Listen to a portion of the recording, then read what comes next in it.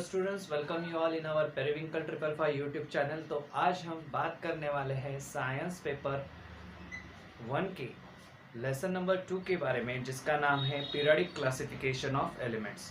तो इस लेसन में हम ये जो पॉइंट्स देखने वाले हैं ये इस तरह से है, जैसे कि first point elements and their classification, second point हम देखने वाले हैं Dobereiner triads, third Newlands law of octave, then Mendeleev periodic table and then modern periodic table. इन सभी टॉपिक्स के बारे में हम वन बाय वन करके हर एक वीडियो में जानकारी लेने वाले हैं। तो चलिए इस वीडियो को हम शुरू करते हैं, periodic classification of elements.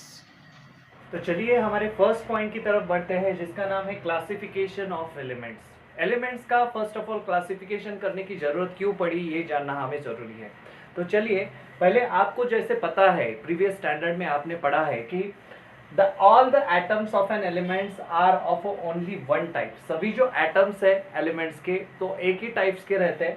all the atoms of an element कौन सा भी element ले लो, कार्बन ले लो, नाइट्रोजन ले लो, ऑक्सीजन ले लो, जो कुछ भी elements है are of only one type। उनके atom जो है वो एक ही type के atoms रहते हैं। दूसरी बात जो है, today 118 elements are known। आज हम देखते हैं कि हमारे मॉडर्न पीरियोडिक टेबल में हमें 118 एलिमेंट की जानकारी दी जाती है। 118 एलिमेंट डिस्कवर हो चुके हैं आज तक। तो पहले क्या था, पहले around the year 1800 only 30 elements were discovered और only 30 elements were known to the scientific world. पहले जो था 1800 के टाइम पीरियड में ओनली 30 एलिमेंट्स हमें पता थे, 30 एलिमेंट्स की जानकारी थी। लेकिन जैसे जैसे टाइम पास होते गया, जैसे जैसे टाइम आगे बढ़ते गया, वैसे वैसे डिस्कवरीज होती गई, नए नए एलिमेंट्स जो है खोजे जा चुके थे, नए नए रिसर्च जो है की गई, और उसकी वजह से हमारे पास और बहुत सारे एलिमेंट्स गैदर्ड होते गए। और आज हम देखते हैं वही नंबर 30 से लेके आज हमारे पास 118 एलिमेंट्स है। तो इनिशियली एलिमेंट्स जो थे वो क्लासिफाइड हो चुके थे मेटल्स एंड नॉन मेटल्स में। साइंटिस्ट ने उनको क्लासिफिकेशन करना बहुत ज़रूरी लगा, क्योंकि जैसे जैसे टाइम पास होते गया 30 एलिमेंट्स के 40, 65 ऐसे बढ़ते बढ़ते और जानकारी गैदर्ड करते गए, मतलब उनकी केमिकल प्रॉपर्टीज़ जो है, फिजिकल प्रॉपर्टीज़ जो है, हर एक एलिमेंट्स की अलग अलग थी। इस वजह से उनका क्लासिफिकेशन जो है एक पर्टिकुलर टाइप से, कुछ मेथड से करना ज़रूरी था। इस वजह से क्लासिफिकेशन की नीड वहाँ पे हो गई।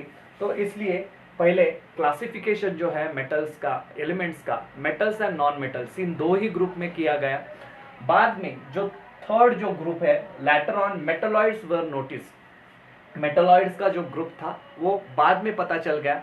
जैसे कि मेटलॉइड्स क्या है, actually metals and non metals का कॉम्बिनेशन जिसे हम कह सकते हैं, उसे हम कहेंगे metalloid. Metalloid is such a substance which shows the properties of both metals as well as non-metals. Such a substance is called as a metalloids. So इसमें दोनों के प्रॉपर्टीज रहते हैं, केमिकल्स हो, फिजिकल हो, प्रॉपर्टी, जो भी प्रॉपर्टीज है ये मेटलॉइड जो है, मेटल्स एंड नॉन मेटल्स के दोनों की प्रॉपर्टीज दिखाता है एट ए टाइम। इस वजह से उसको मेटलॉइड्स कहते हैं। ये थर्ड जो ग्रुप था वो उनके बाद में डिस्कवर होते गया। Next, different scientist try different method of the classification. बहुत सारे साइंटिस्ट जो है, अलग अलग साइंटिस्ट ने कोशिश की क्लासिफिकेशन करने की, क्योंकि बहुत सारे एलिमेंट्स थे, उनके केमिकल प्रॉपर्टीज, फिजिकल प्रॉपर्टीज जो थे अलग अलग थी, तो उनको एक ग्रुप में, पर्टिकुलर ग्रुप में क्लासीफाई करना बहुत ज़रूरी था। इस वजह से अलग अलग मेथड जो है क्लासिफिकेशन की उन्होंने बनाई। और इसलिए हमारे पास आज अगर देखते हैं तो बहुत सारी थ्योरीज जो है हम इस लेसन में जानने वाले हैं कि किस साइंटिस्ट ने किस तरह से क्लासिफिकेशन करने की कोशिश की। जैसे कई साइंटिस्ट ने क्लासिफिकेशन किया कि वो एटॉमिक मास नंबर को लेके क्लासिफिकेशन किया, कुछ साइंटिस्ट ने एटॉमिक नंबर को कंसिडर करके क्लासिफिकेशन किया, कुछ साइंटिस्ट ने केमिकल प्रॉपर्टीज और फिजिकल प्रॉपर्टीज के बेसिस पे क्लासिफिकेशन किया। तो ये सारी डिफरेंट जो तरीके जो थे वो आजमाए गए। इस वजह से ये क्लासिफिकेशन जो है वो होते चला गया, और आज हमारे पास एक 118 एलिमेंट जो है उनका प्रॉपर तरीके से क्लासिफिकेशन है। और इस वजह से हमारे पास आज जो हम देखते हैं मॉडर्न पीरियोडिक टेबल, तो उसमें एक प्रॉपर तरीके से हमें एलिमेंट जो है वो क्लासिफाई हुए दिखाई देते हैं। तो चलिए हर एक थ्योरी को हम शुरू करते हैं। फर्स्ट जो थ्योरी है उसके बारे में हम डिस्कस करने वाले हैं। तो चलिए फर्स्ट डॉबर-आइनर ट्रायड्स की थ्योरी के बारे में जानकारी लेते हैं।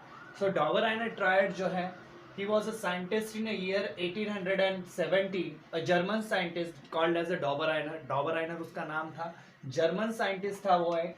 So suggested that the properties of an elements are related to their atomic masses। उसने जो पहले थ्योरी प्रेजेंट की किस तरह से क्लासिफिकेशन करना चाहिए, तो उसने सजेस्ट किया तो हम क्लासिफिकेशन जो है एलिमेंट्स की जो प्रॉपर्टीज है, वो एलिमेंट्स की प्रॉपर्टीज किस पे डिपेंड है, तो उसने बताया कि एलिमेंट्स की प्रॉपर्टीज जो है वो रिलेटेड है एटॉमिक मासेस से, यानी कि एटॉमिक मासेस के बेसिस पे हमें एलिमेंट्स का क्लासिफिकेशन करना चाहिए। इस तरह से उसने उस टाइम में बताया। Second, he made a group of the 3 elements. बाद में उसने क्या किया, 3 एलिमेंट्स के ग्रुप बनाए, मतलब जितने भी एलिमेंट्स उस टाइम में थे उसके 3-3 के ग्रुप बनाए, and having a similar chemical property. जिन एलिमेंट्स की केमिकल प्रॉपर्टी सेम थी उस 3-3 एलिमेंट्स को उसने ऐसे ग्रुप में बांट दिया, और उस 3 एलिमेंट का जो ग्रुप था एक सेट बन गया। उस एक एक ग्रुप को क्या कहते हैं, it is called them as a triad. Triad उसे कहा जाता है। तो he made a group of the 3 elements having the similar chemical properties, he called them as a triad। उसे उसने ट्रायड कहा। इस वजह से ये डॉबर-आइनर ट्रायड के नाम से जो थ्योरी है वो फेमस हो गई। नेक्स्ट उसने क्या किया, he arranged the 3 elements in the triad in a increasing order of their atomic masses। ये बहुत इंपॉर्टेंट है। जितने भी मतलब आप देखोगे अभी साइंटिस्ट एक एक कुछ साइंटिस्ट ने एटॉमिक मासेस को कंसीडर किया, कुछ ने एटॉमिक नंबर्स को कंसीडर किया, कुछ ने बहुत सारा इंपॉर्टेंट जो है केमिकल या फिजिकल प्रॉपर्टीज को दे दिया। अंडरस्टूड। तो इसने पहले ही बता चुका था कि केमिकल प्रॉपर्टीज जो है वो रिलेटेड करती है किससे, एटॉमिक मासेस से। इस वजह से उसने जितने भी एलिमेंट जो थे जिनका उसने 3 का सेट बनाया था, 3 एलिमेंट्स में उसको बांट दिया था, ट्रायड जिसे हम कहते हैं। उस ट्रायड को उसने क्या कर दिया, increasing order of atomic masses से अरेंज कर दिया। मतलब उस ट्रायड के जो 3 एलिमेंट थे वो इंक्रीजिंग ऑर्डर जो है मासेस के, उसके एटॉमिक मासेस जो है इंक्रीजिंग ऑर्डर में ऐसे अरेंज किए थे, and showed that the atomic masses of the middle element, उसने बता दिया कि एटॉमिक मास जो है मिडल एलिमेंट का was approximately equal to the mean of the atomic masses of the other 2 elements. ये उसने प्रूव कर दिया उस टाइम में कि एटॉमिक मासेस जो है, atomic mass of the middle element, 3 element है suppose A B C. So middle element जो है बी वाला एलिमेंट, उसका एटॉमिक मास, उसका कहना था कि उसका एटॉमिक मास जो है वो approximately means he was not sure, he was not actually to the point, उतना एटॉमिक मास नहीं आता। आप देखेंगे अभी आगे हम एग्जाम्पल लेने वाले हैं तो उसमें आपको पता चल जाएगा कि एटॉमिक मास अप्रोक्सीमेटली वर्ड क्यों यूज किया है, क्योंकि it is not a perfect, understood, it was not a perfect, to the point नहीं था। वो जो एटॉमिक मास था it was approximately equal to the mean of the atomic masses of the other 2 elements. Other 2 elements यानी कि जो अगर बीच का मिडल वाला एलिमेंट जो है, मतलब बी एलिमेंट जो है, ए बी सी में बी एलिमेंट जो है, बी एलिमेंट का जो एटॉमिक मास था वो किसका मीन लेकर बन जाएगा, ए एंड द सी। जो ए एंड सी एलिमेंट्स का हम एटॉमिक मास अगर ये करते हैं, सम करते हैं, उसका जो मीन निकालेंगे वो जितना आएगा वो एटॉमिक मास जो है वो मिडल वाले एलिमेंट का रहने वाला है। तो इस तरह की थ्योरी जो है वो डॉबर-आइनर ने बताई, लेकिन उसमें भी एक लिमिटेशन आ गया इस थ्योरी के लिए, क्योंकि जितने भी उसने ट्रायड बनाए, जितने भी उस टाइम एलिमेंट्स अवेलेबल थे उनके ट्रायड बना दिए।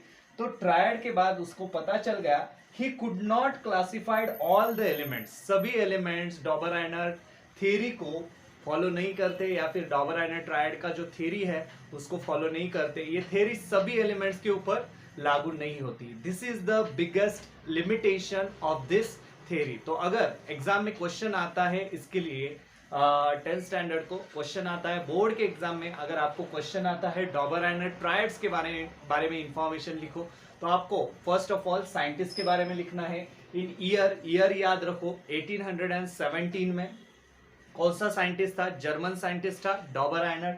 उसने क्या किया, क्या बताया, suggested the properties of elements are what related to their atomic masses. Properties जो है एलिमेंट्स की कैसी है, एटॉमिक मासेस से रिलेट करती है, ऐसा उसने बताया। तो इसलिए उसने क्या किया, he made a group of the 3 elements, जिसको उसने ट्रायड कहा। सो ट्रायड में उसने क्या किया, he arrange the 3 elements in the triad in the increasing order of atomic masses. उसके इंक्रीजिंग ऑर्डर में लगा दिए, उसके एटॉमिक मासेस के इंक्रीजिंग ऑर्डर में वो 3 एलिमेंट जो है, जिसने उसको ट्रायड कहा था, वो तीनों एलिमेंट ऐसे अरेंज कर दिए and showed that atomic mass of the middle element जो है वो अप्रोक्सीमेटली किससे इक्वल है, अदर 2 एलिमेंट जो है उसका जो मीन अगर निकालते हैं हम, उससे इक्वल जो है वो वैल्यू हमें मिल जाती है। इस तरह से उसने बता दिया। इसका बिगेस्ट लिमिटेशन भी आपको लिखना है एग्जाम में अगर क्वेश्चन आता है। हालांकि ये question most of the time 2 mark के लिए क्वेश्चन आता है बोर्ड के एग्जाम में, तो आप यहाँ पे लिखने वाले हैं कि लिमिटेशन जो एक ही लाइन में है, limitation he could not classified all the elements. और जितने भी पीरियोडिक टेबल में एलिमेंट्स है, उन सभी एलिमेंट्स को ये क्लासिफाइड नहीं कर पाया। ये थ्योरी जो है डॉबर-आइनर की वो वर्क नहीं कर पाई। कुछ ही एलिमेंट्स के बारे में ये सही साबित होता है, जो आगे हम इस एग्जाम्पल में देखने वाले हैं। तो चलिए इसके रिलेटेड हम अभी एग्जाम्पल देखते हैं, डॉबर-आइनर ट्रायड की थ्योरी हाँ किस तरह से वर्क करती है, कौन से एलिमेंट्स के ऊपर वर्क करती है। अगर ये क्वेश्चन आता है तो आपको डॉबर-आइनर ट्रायड के बारे में लिखना है, और एटलीस्ट कम से कम आपको एग्जाम में 2 एग्जाम्पल तो इसके बारे में देने हैं। तो 2 एग्जाम्पल, उसके एटॉमिक मास नंबर जो है वो आपको याद रखने हैं, और उसके एग्जाम्पल जो है टेक्स्ट बुक में आपको हालांकि 3-4 एग्जाम्पल दे दिए हैं उन्होंने, वैसे ही आप कौन से भी 2 एग्जाम्पल उसमें से लिख सकते हैं। तो चलिए एग्जाम्पल देखते हैं हम डॉबर-आइनर ट्रायड के। तो चलिए डॉबर-आइनर ट्रायड का फर्स्ट एग्जाम्पल देखते हैं, जिसमें हमने 3 एलिमेंट जो है डॉबर-आइनर ट्रायड ने लिए थे। फर्स्ट एलिमेंट था lithium, second element sodium and third जो है पोटेशियम। सो लिथियम का एटॉमिक मास नंबर यहाँ पे दिया है 6.9, सोडियम का एटॉमिक मास 23 एंड पोटेशियम का एटॉमिक मास 39.1। तो as per our Dobereiner triad theory, Dobereiner का कहना था जो फर्स्ट एलिमेंट जो है, सपोज हमने इसको मार्किंग अगर किया ABC, सो इन 3 एलिमेंट से सपोज A एलिमेंट और C एलिमेंट, इनका अगर दोनों का एटॉमिक मासेस का सम करके एडिशन करके हम मीन अगर निकालते हैं, तो वो जो कुछ वैल्यू आने वाला है वो किसके बराबर होने वाला है, सोडियम के बराबर होने वाला है, या फिर approximately it will be equal to the middle element, atomic mass of the middle element. This was the theory. So आइए देखते हैं क्या सही में ऐसे होता है। मीन जो है, मीन निकालने की जो टेक्निक है आपको पता है, अगर 3 जो है कंपोनेंट है, सपोज हमारे पास ABC 3 नंबर्स है, तो अगर हमें मीन निकालना है तो हमें क्या करना पड़ेगा, A और C इसका जो है वो एडिशन करना है, डिवाइड बाय 2 करना है, क्योंकि डॉबर-आइनर ट्रायड की थ्योरी में ऐसे ही बताया गया है, क्योंकि फर्स्ट एलिमेंट और जो लास्ट एलिमेंट जो है, थर्ड वाला एलिमेंट, उसका एडिशन करके अगर आप उसका मीन निकालते हैं, जो भी वैल्यू आएगा वो मिडल एलिमेंट का एटॉमिक मास जो है वो रहने वाला है। तो देखते हैं। सो सोडियम का अगर हम एटॉमिक मास फाइंड आउट करते हैं, तो मीन निकालने के लिए हमें फर्स्ट एलिमेंट जो है हमारा लिथियम का एटॉमिक मास कितना है, 6.9। सो 6.9 प्लस 39.1 यानी कि C एलिमेंट जो है पोटेशियम का एटॉमिक मास है 39.1।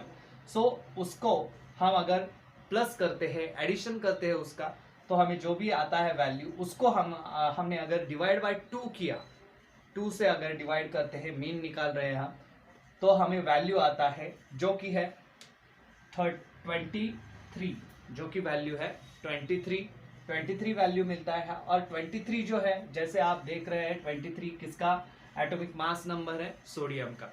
सो ये था डॉबर-आइनर ट्रायड की थ्योरी। तो इस तरह से डॉबर-आइनर ट्रायड प्रूव कर चुके थे कि जितने भी ट्रायड है, जितने भी उन्होंने ट्रायड बताए, उनमें इस तरह का पैटर्न उन्हें दिखाई दिया, और इस तरह से हम उसका मीन निकाल के केमिकल प्रॉपर्टीज को कंसीडर करके एटॉमिक मासेस से अरेंज किया था उन्होंने। यहाँ पर आप देख सकते हैं लिथियम का एटॉमिक मास सबसे कम है, उसके बाद आता है सोडियम का एटॉमिक मास 23, और उसके बाद आता है सबसे ज्यादा जो एटॉमिक मास है वो पोटेशियम। इस वजह से उन्होंने इंक्रीजिंग ऑर्डर में ये 3 एलिमेंट्स अरेंज किए थे, और फर्स्ट एलिमेंट और लास्ट एलिमेंट का जो एडिशन करके उसका जो मीन निकालते हैं, वो मीन जो है वो वैल्यू जो है वो किसके बराबर आता है, मिडल एलिमेंट का वो एटॉमिक मास हो जाता है। तो इस तरह से ये थ्योरी है। चलिए नेक्स्ट एग्जांपल देखते हैं और एटॉमिक मास का किस तरह से डबल आयनाइड ट्रायड वर्क करता है। चलिए सेकंड एग्जांपल देखते हैं, that is calcium, strontium and barium. ये तीन एलिमेंट जो है वो ट्रायड है, डबल आयनाइड ट्रायड के। इसमें आप देख सकते हैं एटॉमिक मास जो है वो कैल्शियम का एटॉमिक मास है 40.1, स्ट्रोंटियम का एटॉमिक मास है 87.6 एंड बैरियम का एटॉमिक मास है 137.3। तो ये एटॉमिक मासेस जो है हमें डबल आयनाइड ट्रायड जो है उसका रूल एप्लीकेबल करके हमें देखना है, हालांकि ये फॉलो करते हैं डबल आयनाइड ट्रायड या नहीं। तो इसमें देखो मीन निकालने का फॉर्मूला जो है आपको पता है, एलिमेंट ए जो है यानी कि उनको हमने नाम दिए हैं ए बी सी। सपोज जिस calcium is A, strontium is a B and barium is a C. So A B C मतलब फर्स्ट एलिमेंट जो है ए प्लस सी एलिमेंट जो बैरियम है उसका एडिशन करना है, एटॉमिक मास का डिवाइड बाय 2 करना है। तो अगर हम वैसे करते हैं strontium 40.1 plus barium 137.3 divide by अगर 2 करते हैं तो हमें जो आंसर मिलता है वो कुछ 88.7 ऐसा आता है। अगर आप इस वैल्यू को कंपेयर करते हैं 88.7, यह हमें मिल गया actual atomic mass by following the Dobereiner triad rule. लेकिन डबल आयनाइड ट्रायड के रूल में हमने एक वर्ड जो है मैंने वो बताया था, that is approximately. whatever the value will come, that will be approximately equal to the atomic mass of the middle element. So यहाँ पे स्ट्रोंटियम का ओरिजिनल अगर हम एटॉमिक मास देखते हैं तो वो कितना है 87.6, और हमें जो वैल्यू मिल रही है डबल आयनाइड ट्रायड के हिसाब से वो कितनी है 88.7। This is also an example of the Dobereiner triad. Dobereiner triad की थ्योरी जो है इस प्रकार से वर्क करती है। यहाँ पे अप्रोक्सीमेटली जो वर्ड लिखा गया है इस वजह से ये, क्योंकि हमें पूरा टोटली परफेक्ट जो है एटॉमिक मास नंबर यहाँ पे इससे मैच होने वाला कुछ ही केसेस में मिलता है। जैसे फर्स्ट एग्जांपल में हमने देखा था वहाँ पे जो भी वैल्यू आई थी वो सिमिलर थी या फिर एग्जैक्टली मैच कर रही थी मिडल एलिमेंट के एटॉमिक मास से। लेकिन इस बारे में अगर हम देखते हैं इस एग्जाम्पल में तो यहाँ पर जो वैल्यू आई है 88.7, लेकिन ओरिजिनल जो एटॉमिक मास है स्ट्रोंटियम का वो है 87.6। सो थोड़ा सा डिफरेंस जो है वो आता है। इस वजह से वहाँ पे जो वर्ड लिखा गया है अप्रोक्सीमेटली, ये वर्ड बहुत इंपॉर्टेंट है।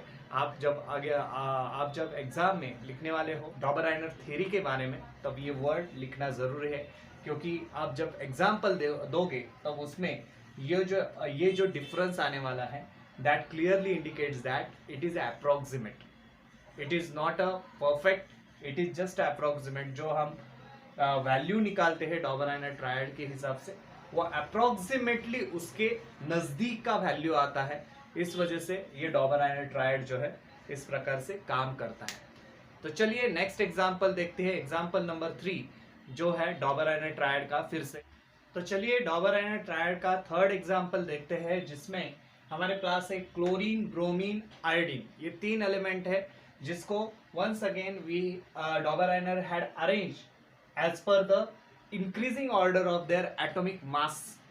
सो यहाँ पर एटॉमिक मास अगर देखते हैं आप, क्लोरीन का 35.5 है, ब्रोमीन का एटॉमिक मास है 79.9 एंड आयोडीन का सबसे ज्यादा एटॉमिक मास दिखाई दे रहा है जो कि है 126.9।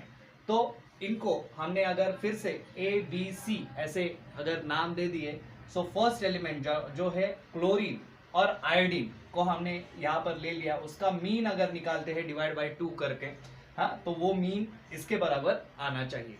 ये है अपनी थ्योरी। तो चलिए देखते हैं करके। क्लोरीन जो है, क्लोरीन का एटॉमिक मास नंबर है 35.5, हाँ, और आयोडीन का एटॉमिक मास नंबर है 126.9। अगर हम उसको डिवाइड बाय 2 करते हैं तो हमारे पास जो आंसर आता है वो है 81.2। तो आप यहाँ पर देख सकते हैं 81.2, लेकिन एक्चुअल जो है एटॉमिक मास कितना है ब्रोमीन का 79.9 is the atomic mass of the bromine. So ये जो वैल्यू आ गई है 81.2, इट्स जस्ट अप्रोक्सीमेट वैल्यू। जैसे मैंने पहले के एग्जाम्पल में बताया, सेकेंड एग्जाम्पल में हमने देखा कि वैल्यू हर बार जरूरी नहीं है कि वही आए या फिर उससे परफेक्टली मैच होने वाली वैल्यू आए, थोड़ा बहुत यहाँ वहाँ वैल्यू हो सकती है, मतलब 1 डिजिट का फर्क पड़ सकता है इसमें। तो यहाँ पर ये थ्योरी जो है डॉबरायर ट्रायड की इस तरह से अरेंज है कि इसलिए उसने डॉबरायर ट्रायड ने रूल बताते वक्त ही बताया ये अप्रोक्सीमेट एटॉमिक मास नंबर जो है वो मिलने वाला है मिडल एलिमेंट का 79.9, हालांकि नहीं आया लेकिन एटलीस्ट 81.2 वैल्यू हमें मिल गई जो इसके करीब की वैल्यू है। हाँ, तो इस तरह से डॉबरायर ट्रायड जो है हमने आज पढ़ा। सो 2 पॉइंट हमने इस वीडियो में देखे। फर्स्ट पॉइंट जो था क्लासिफिकेशन ऑफ एलिमेंट, और सेकंड जो पॉइंट था डॉबरायर ट्रायड, जिसके ऊपर आपको एग्जाम में 2 मार्क्स के लिए या 3 मार्क्स के लिए कभी कभी क्वेश्चन आता है, तब आपको डॉबरायर ट्रायड के बारे में इंफॉर्मेशन लिखनी है, और कम से कम जैसे मैंने बताया आपको मिनिमम 2 एग्जाम्पल जो है डॉबरायर ट्रायड के देने हैं वहां पर, और उसके लिए आपको उसके एटॉमिक मासेस जो है वो पता होने चाहिए। एटलीस्ट 2 एग्जाम्पल आपको करके रखने हैं इस तरह से, जो आपके बुक में दिए हैं वो भी आप दे सकते हो, या फिर अलग से कुछ आपको अगर डॉबरायर ट्रायड को फॉलो करने वाले या फिर उस रूल को फॉलो करने वाले अगर एग्जाम्पल मिलते हैं, वो एग्जाम्पल आप यहाँ पर लिख सकते हो। तो इस तरह से आज के इस वीडियो में हमने ये 2 टॉपिक कवर किए। आगे के वीडियो में हम देखेंगे Newlands law of octave, Newlands law of octave के बारे में हम देखेंगे, and then Mendeleev periodic table किस तरह से अरेंज किया गया है और उसके बारे में उसके मेरिट्स जो है डीमेरिट्स जो है उसके बारे में जानेंगे। तो इस वीडियो को हम यही ख़त्म करते हैं। चलिए मिलते हैं नेक्स्ट वीडियो में, तब तक देखते रहिए पेरिविंकल 555 और चैनल को सब्सक्राइब करना ना भूलें। धन्यवाद।